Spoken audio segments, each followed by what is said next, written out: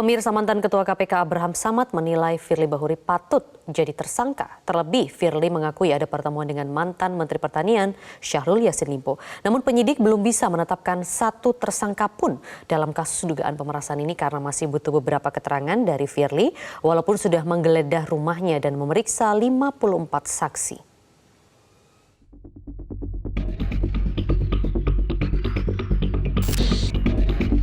Ketua Komisi Pemberantasan Korupsi Firly Bahuri telah diperiksa polisi. Rumah Firly di Villa Galaksi Bekasi dan rumah rehatnya di Kertanegara 46 Jakarta Selatan pun telah digeledah polisi dalam rangka mengumpulkan barang bukti. Namun hingga kini, polisi tampaknya belum berani menetapkan siapa tersangka dalam dugaan pemerasan pimpinan KPK terhadap mantan Menteri Pertanian Syahrul Yassin Limpo. Padahal sejauh ini, polisi juga telah memeriksa 54 orang saksi. Belum adanya tersangka dalam kasus ini karena penyidik masih memerlukan beberapa keterangan dari Firly Bahuri. Di Reskrimsus Polda Metro Jaya, Kombes Adi Safri Simanjuntak mengatakan penetapan tersangka akan dilakukan melalui mekanisme gelar perkara. Ia menegaskan akan mengungkap perkara ini secara transparan. Semua yang dilakukan pemeriksaan, baik itu pemeriksaan terhadap saksi, ahli, maupun tindakan-tindakan lain dari upaya penyidikan yang dilakukan, baik itu termasuk penggeledahan, penyitaan dokumen surat beberapa waktu yang lalu kita lakukan oleh penyidik, itu semuanya dalam rangka tadi mencari dan mengumpulkan bukti yang dengan bukti itu dapat membuat terang tindak pidana yang terjadi dan menemukan tersangkanya. Ya. Berarti sebenarnya tersangkanya belum mengerucut ya Pak sama siapapun Pak?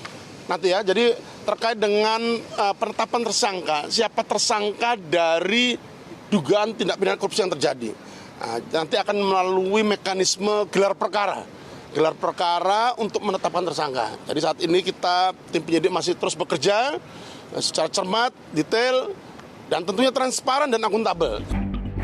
Mantan Ketua KPK Abraham Samad menilai, jika memang benar Firly mengakui adanya pertemuan dirinya dengan mantan Menteri Pertanian Syahrul Yassin Limpo dan dilanjutkan dengan penggeledahan guna mencari barang bukti, maka Firly sudah layak jadi tersangka.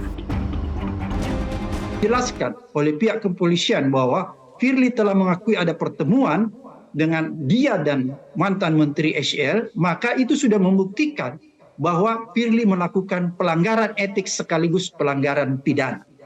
Oleh karena itu, kalau itu yang disampaikan kemarin pihak kepolisian memang sudah begitu konsep ya, atau sudah begitu yang terjadi, maka sebenarnya Firly patut atau diduga keras sudah bisa dinyatakan sebagai tersangka. Penyidik rencananya akan kembali memeriksa Firly Bahuri, namun penyidik akan menjadwalkan pemeriksaan terhadap beberapa pegawai KPK terlebih dahulu pada pekan depan.